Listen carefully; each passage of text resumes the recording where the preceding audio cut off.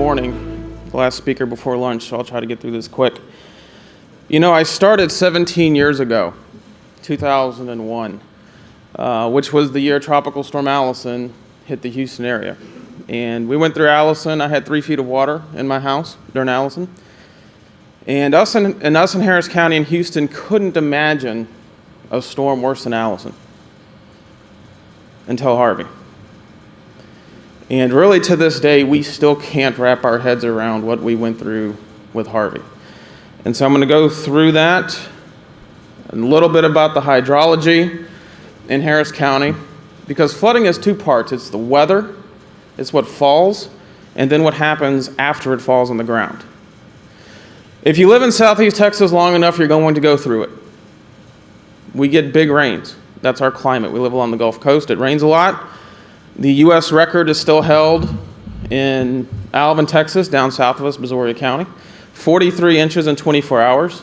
That's almost all of Harvey's 4- and 5-day rainfall in one day. Of course, we had Allison back in 2001. We had what we deemed the tax day storm in April of 2016. That wasn't a named tropical system. Almost 2 feet of rain in 12 hours, just west of Harris County near Katy. And then, of course, we had Harvey in 2017. And Harvey came at the end of 15 and 16, which produced devastating flood events, multiple devastating flood events, in not only Harris County and Southeast Texas, but across the state of Texas. We have a lot of stuff going on in Harris County. We have 22 watersheds. All of our water flows from west to east. Each one of these watersheds has a different flooding scenario. We have very urban watersheds, we have urban-rural interface watersheds, and in fact, we do have still some rural watersheds, especially around the ring or the outside of the county. We have 2 flood control reservoirs operated by the Army Corps of Engineers that were built in the 1940s out in the middle of nowhere, that we could not fathom that Houston would grow and expand to these reservoirs. But not only have we expanded and incorporated those into the city, we've expanded well west of that. There are 2 levee systems in this county. There are 22 levee systems in Fort Bend County, just to our southwest. And we have 1 major river system, the San Jacinto River. And we dealt with every single one of those situations in Harvey. We've heard a lot of talk about floodplains. This is the floodplains for Harris County. We have a lot of floodplain. About 250,000 structures reside within the 100-year floodplain in Harris County. Wonderful. Every single person in that county has a flood risk. I cannot tell you the number of people I talk to, and as soon as they say they're in that white area, they say, "I'll never flood." And so we have been beating it in.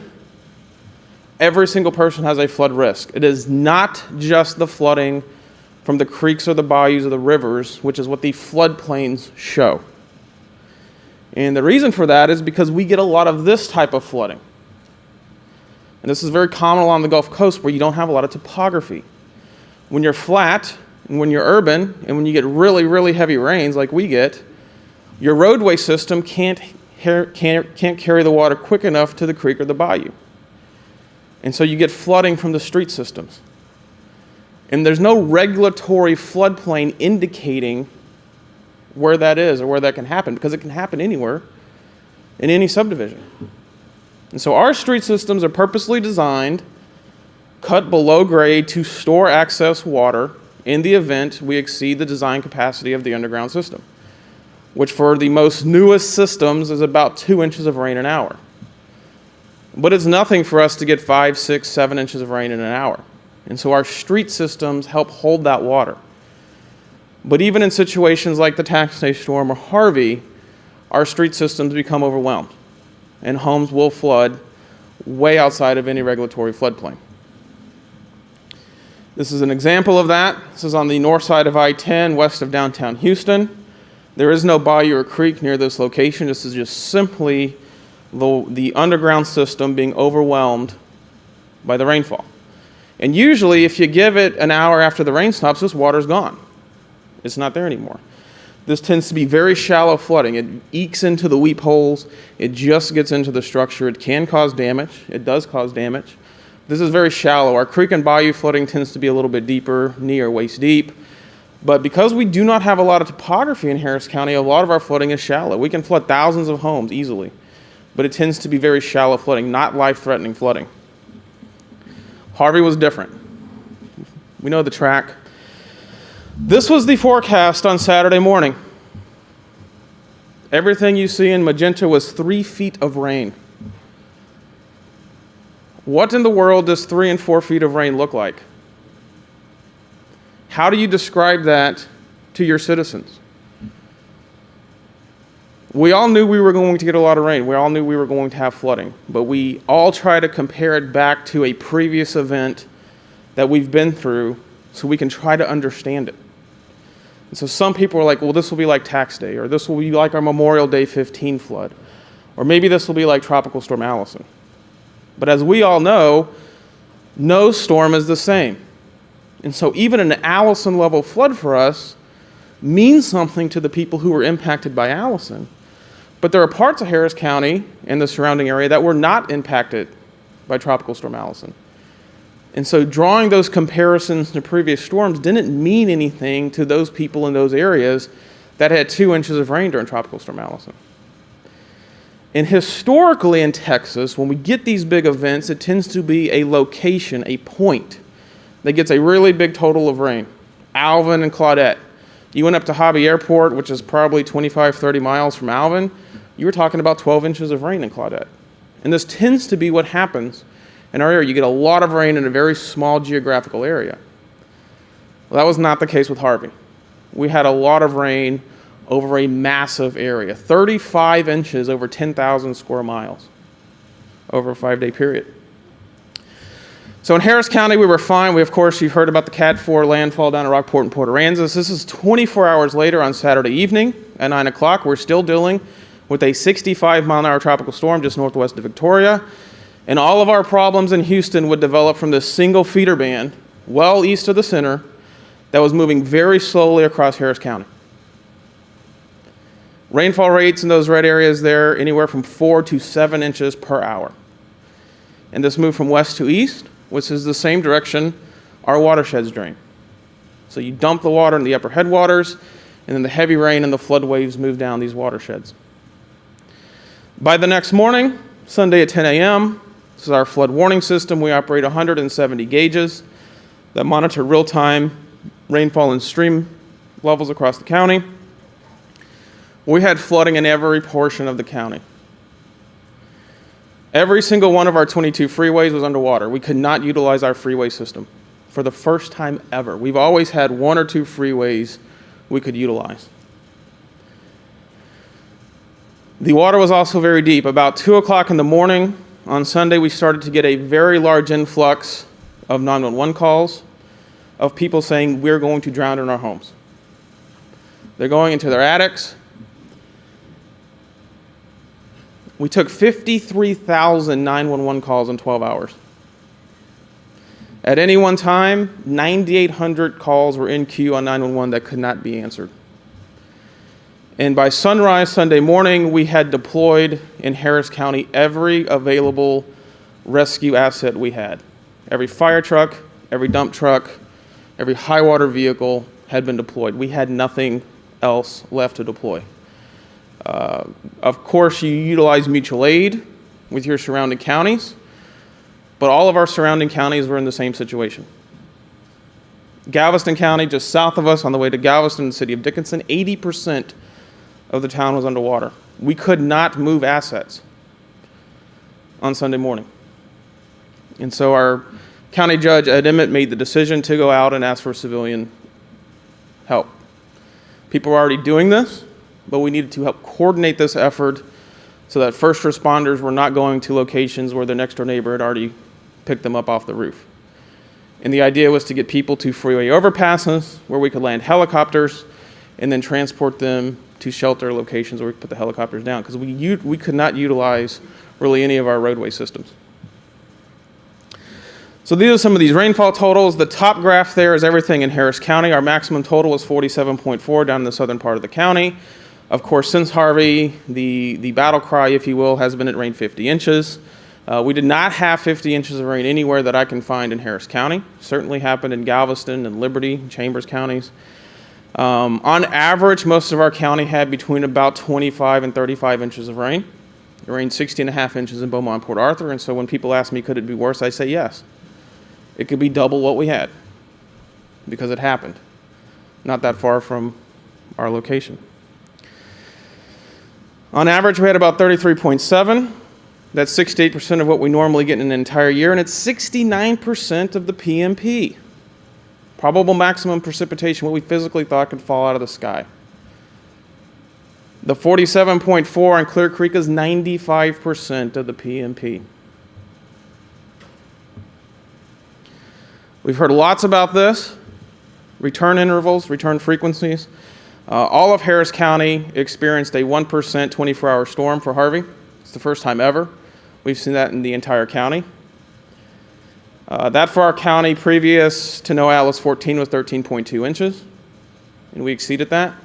These are the 4-day storm totals. Granted, this is 110 years of record. We're extending out way out there to get these very, very small probabilities of 20,000-year event return down in the southeast part of the county. So there's probably some error there. Most of the county, though, had between a 2,000 and a 5,000-year rainfall event. So obviously, we're going to have some issues with something like that. That's the water that falls from the sky. You also have a return frequency, and this is where your BFEs and your 100-year floodplains all come into play, of how high the water rises in the creeks or the bayous. Everything you see in red, that watershed reached or exceeded the 100-year flood elevation. The ones you see in purple exceeded the 500-year water surface elevation. And in a lot of those 500 in the purple areas, we're talking multiple feet above the 500-year elevation.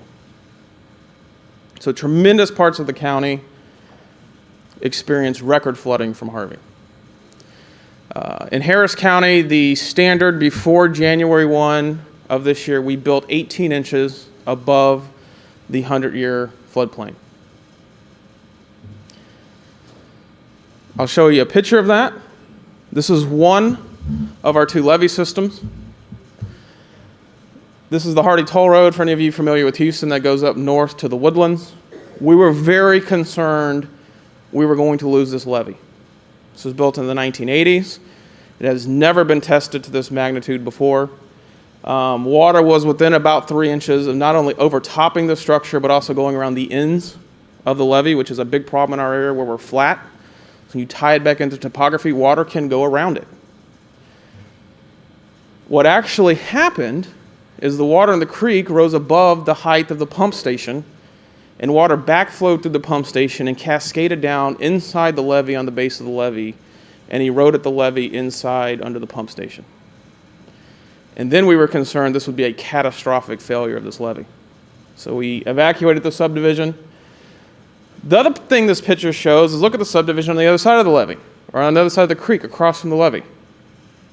That is a subdivision built, it's about 300 homes, built in the early 2000s to the 18 inches above the 100-year floodplain. They did everything right. They followed the policy. But they all flooded. Nobody did anything wrong. The storm just simply exceeded the design. Addicks Barker. These are the 2 flood control reservoirs in the western portion of Harris County that protect downtown Houston and the Houston Ship Channel from flooding. They were built after the 1935 floods that reached the second and third story levels of downtown buildings. And for 70 years, they have protected the downstream infrastructure from flooding. Addicks is the northern reservoir, Barker is a southern reservoir. They both have 5 floodgates. They can both let out a maximum release of 8,000 cubic feet a second from each one. So you can get a total combined maximum release of 16,000 CFS. On Sunday evening, the inflow into Addicks was 100,000 CFS. And they can let out 8,000. The decision was made on Sunday evening by the Army Corps of Engineers to begin emergency releases. because of the amount of water coming into these reservoirs. The reservoir, they're about 20 square miles wide, was rising at a half a foot an hour. And it was becoming increasingly likely that the engagement of both spillways, each reservoir has a spillway on each end, that both spillways on Addicks and both spillways on Barker would be engaged, which means water goes out of those reservoirs uncontrolled across the land. And so to help mitigate that rate of rise and the potential engagement of those spillways, the Army Corps of Engineers made the decision to release water downstream into Buffalo Bayou at midnight. And you never want to do stuff like that in the middle of the night. And we've had a lot of heat about that. But sometimes that's the storm you're dealt. And you have to deal with it to maintain the integrity of the projects you're working with.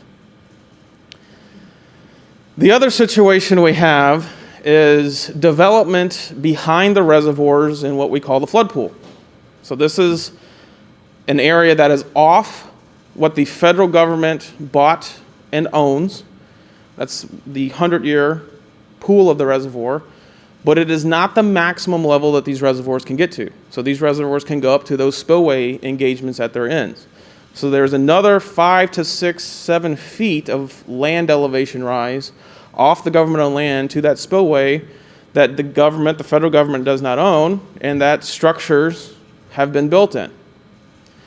There's about 15,000 homes in both flood pools of Addicks and Barker. And if you add up all the structures back there, you're talking about 30 to 35,000 structures. And this is the first time that water's ever come off the government-owned land in 70 years and inundated these structures in that flood pool behind those reservoirs. And these were very deep inundation. We're talking about 6 feet in a lot of areas. And this is inundation that lasted for a long period of time because the only way to get that water out of those reservoirs is through those floodgates that can release 8,000 CFS. So there was a significant amount of flooding, long-term flooding, about 2 to 3 weeks to get the water out of the homes behind both reservoirs. And it took about 2.5 months to get all the water out of the reservoirs. On a day like today, these reservoirs are dry. They don't impound water. But we were very fortunate we did not have a lot of rain post-Harvey, that the floodgates were able to maintain open. So the damage, 170 homes flooded in Harris County. 2 times the number of homes we had with Tropical Storm Allison, our worst flood ever until Harvey. That's only homes. That does not include businesses. It does not include multifamily apartments or condos or anything like that. Just homes. It's 11% of the total number of structures in the county. So as bad as it was, even though 75% of the land area of the county was underwater, only 11% of the structures flooded. It's a very positive thing. 105, 340, 68% of the structures were outside the 100-year floodplain. They were not required to have flood insurance. Of the 154, 170, 36% had flood insurance. Another statistic, 75,000 homes have been built in unincorporated Harris County since 2009. Of those 75,000 homes, 467 flooded. As somebody's already said, policies work if they are followed. And clearly what we were doing with new construction was working. The majority of the flooding is in older areas that were built before the first floodplain maps for Harris County came out in 1981. These are areas that were built in the 50s and 60s and 70s. They are very, very deep in the floodplains. And we have repetitive and severe repetitive losses again and again and again. But we're talking about a large number of homes. One other thing I'll point out, you can see on this map, you have these very deep concentrations of red. That is flooding from the creek and the bayou systems. So every house, block after block, flooded, waist, knee-deep water. And then you see the speckled nature. That is the flooding from the street drainage systems being overwhelmed. Not every home floods. A couple inches difference, your house might not flood, your neighbor's does. And so that's kind of showing up in away from the creeks and the bayous here with that speckled nature look. Again, like I said, Harvey came at the end of 15 and 16, which were devastating years for us. I mean, if you forget Harvey for a minute, we didn't have Harvey. 15 and 16 were absolutely devastating. We had 19 fatalities and almost 20,000 homes flood in Harris County before Harvey. All of those 19 fatalities except 3 were vehicle-related fatalities at underpasses. We don't get a lot of swift water in Harris County like they do in the hill country of Texas because we're so flat. We have a lot of sunken underpasses, and people refuse not to drive into them, even when they're barricaded, even with flashing lights. So there's been a huge campaign to stop that effort using the turnaround, don't drown messaging from the Weather Service. So what are we doing post-Harvey? What's interesting is nothing was really discussed before Harvey. Even after going through 15 and 16, we flooded, we cleaned up, we moved on. It was not a political impetus to move forward with any type of significant flood control. The population of our region did not have any type of outcry for it. But boy, has Harvey changed that. And in my opinion, in no other time in our area since 1900 in Galveston has there been such a significant residential citizen movement to deal with our flooding problems, to fund the projects that need to be funded. It's absolutely unbelievable. And maybe it's because it came after 3 years of all this, or maybe it's because people sat in homes who did not flood for 5 days watching Harvey unfold on their TV because we all had power. Or maybe it's because every single one of us somehow was impacted by Harvey. I don't know. So the new building policy effective January 1 in Harris County and adopted by the City of Houston September 1st is 2 feet above the 500-year floodplain, no longer 18 inches. In some cases, that's a significant increase in elevation. In other cases, the difference between the 5 and the 100-year floodplain is not that much, but that's the new policy. NOAA Atlas 14 was released for Texas in the end of September of this year. It raises our 1% 24-hour storm from 13.2 to about 17 inches. It's a lot of rainfall. It's a lot of stuff we're going to have to deal with. We are working with FEMA right now to remap all of the floodplains in Harris County based on NOAA Atlas 14. We hope to have that done in 2 to 3 years, and then of course there'll be a FEMA public comment period and all that before they're effective. One of the biggest things that's come so far out of Harvey is a $2.5 billion Harris County Flood Control District bond package that was passed by the voters on August the 25th. It funds 240 flood control projects across the entire county and every one of the 22 watersheds. The main points of this bond are property acquisition and home buyout in areas that there are no engineering structural solutions. You cannot build the bayou big enough. You cannot put in enough detention basins to store enough water. These homes are just too deep in the floodplain. They have to be bought out. They have to be removed. And of course, this is working with FEMA on their requirements that they have with repetitive loss and severe repetitive loss. Lots of channel improvement, building the bayous bigger. A lot of our channels only have 5-year capacity. And detention basins. Detention is a very effective way of temporarily storing your stormwater, especially out, in our case, in the western part of the county. You keep it detained out to the west, so your detention basins have the maximum impact. There's been a lot of talk about a third reservoir in the Addicks-Barker system. This would be up in the northwest part of the county near Waller County. This would help alleviate some of the flows into Addicks, so it helps keep some of that water up there. About 21 billion extra gallons of water came out of Cypress Creek and flowed into Addicks Reservoir during Harvey, so that would help mitigate that. There are significant challenges to overcome with this. First, it needs to be a Corps project because the Army Corps operates Addicks and Barker. You don't want some other agency operating your upstream reservoir. That's not going to be good. It's $550 million. The price tag really is not the problem. How long it's going to take to build it, about 10 years, is a bigger issue because development is spreading into the area right now that looks most likely for this reservoir to be, and no one has acquired the land to this date. Lots of studies on dredging. The San Jacinto River in the northeast part of our county has some significant issues with siltation. It's a river. That's what rivers do. But we're dredging it right now. The Army Corps is out there dredging it right now. and they should have it done in the next year. The other part of this is working with the state to put in some policies, TCEQ, Texas Commission on Environmental Quality, to put in policies on the sand mine operations along the banks of the river upstream. So when the river floods, it goes into these sand mine operations and it washes the siltation downstream that deposits it down towards Lake Houston. And so you have to kind of help stop or mitigate those operations upstream to preserve what you're dredging downstream. Of course, there's going to be a look at Addicks and Barker. Could we dredge out Addicks and Barker? Maybe. Could you do some type of federal buyout of those 15 or portion of those 15,000 homes in the flood pool and then dredge that land? Possibly. It gets expensive very quick. What about Buffalo Bayou downstream? Could you increase the outlet capacity of the floodgates at Addicks and Barker and then do channel improvements downstream that allow you to push more water downstream? Again, possibly. All that's being looked at. Federal projects. These are Army Corps of Engineers projects. Start and complete Clear Creek, that has been on the books for 60 years and has never been funded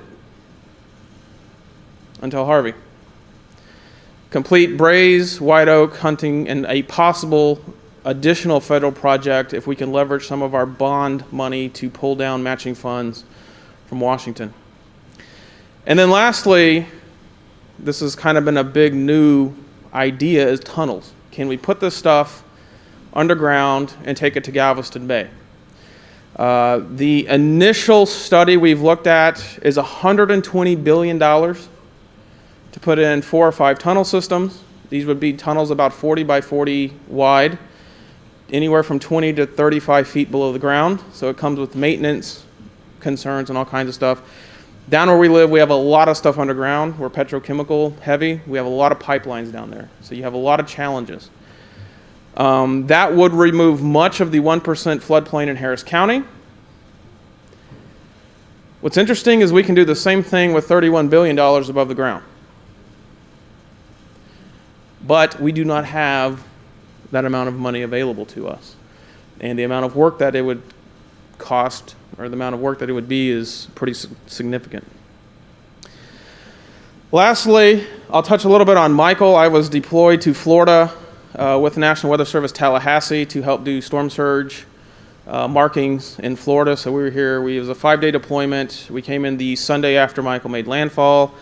We met up with Tallahassee staff, and then we spent 3 days down in the area that was impacted. Our first day was East Point, Apalachicola, and St. George Island. The second day was Mexico Beach, and the third day was Port St. Joe and Cape San Blas, Cape San Blas was very difficult. Travel down there was very, very hard. We did stillwater marks and wave action marks. I was working with the storm surge folks at NHC, Jamie Rome, on what he exactly wanted. The next 3 pictures are from Mexico Beach. We took a bunch of pictures all through there. And you can see this is wave action, surge and wave action intrusion in the structure into interior walls. The only way we could gain access to this location was to climb over the refrigerator, which had been lodged through the front door of this condo unit. And when you look at this, you say, yeah, we expect that. This is the second floor of the condo unit at the north end of Mexico Beach. And this is there's a wall there that these are 2 condos that are next door neighbors. And I'm looking through the wall that used to be there. And this would be the Gulf-facing rooms of these condos. So these are the 2 that faced out to the Gulf of Mexico. If you walk down the long hallway of this condo complex all the way to the back end, it's the furthest room you could be away from the beach. We found a still water high water mark inside the pantry and the door was still closed. So we were very confident this was not wave contaminated water. And we measured that at about 10.9 feet above the ground level at this location. That light fixture right there, just up of that fan, had both sand and seawater in it. This is on the ceiling of the second floor. And so we were pretty confident that the wave action and the water breached at least 3 or 4 feet into this second floor. And then we had about 4 or 5 foot waves on top of this. at this location. So maximum surge here with wave, and it's very important, with wave, was about 18 feet, 19 feet above the ground. The other location was at the hotel, and we spent an hour at this location. This is built on top of a seawall that's above the beach, right on the Gulf, so full exposure here. You can see the seawall there a little bit in the photo. It's about a 10-foot drop from the top of the seawall down to the beach, and then it's another 10 to 12 feet up to the second floor. We could not find a mark in this place for anything. We went through every single room on the second floor. We went in the bathrooms. We were under the sinks, everywhere. We checked the elevator shaft, nothing. So we're about to give up because I was like, I can't find a mark. I'm positive there was significant wave action here. I can't find a still water mark. But we stepped back a minute and stood on the edge of the seawall, which was heavily damaged, and looked back at the face of the hotel and noticed the difference between the upper floors and the second floor. The wall partitions between the rooms on the second floor are gone. Initially, we thought it was wind, but you would have higher wind impact at your higher floors. And so then we became very confident that waves had penetrated the second floor. And when you go up and look through, this is over here on the right, this is standing at the back of this hotel looking straight through the room to the Gulf. You can see all the debris, all the contents of the room were pushed landward. And so at this point, we were pretty confident that waves at least breached this hotel. We could not find still water marks. We measured up from the beach up to where we think the waves made it in the hotel, and it came out to be 19 feet, which matched our north end condo mark very well. So about 19 feet of elevation of seawater plus wave there. And then lastly, and there's tons of pictures, that condo was right next door to this brick house, which was slab on grade, less than a block from the beach. How in the world was that going to survive? Obviously, these homes were built a long time ago. The other thing I could not find on the cinder block here was any sort of anchors anchoring those cinder blocks to the slab. I couldn't find anything. And even in some of the other structures, the anchor bolts were sheared off, of course. But it was very devastating, obviously, here. Down at Port St. Joe, there was some other interesting things, because Port St. Joe is a little bit protected by Cape San Blas that comes out to the west. So these are bay, a little bit of Gulf, but more bay action waves coming in. And the structure survived on the bayfront. And we saw this in Ike and with Bolivar. They were gutted. They were heavily damaged. They were gutted. But if you go inland about 3 or 4 blocks, the structures did very good. They were flooded with seawater, but they actually survived because of that breaking of that wave action and protection a little bit to the west. So with that, that's all I got. Thank you.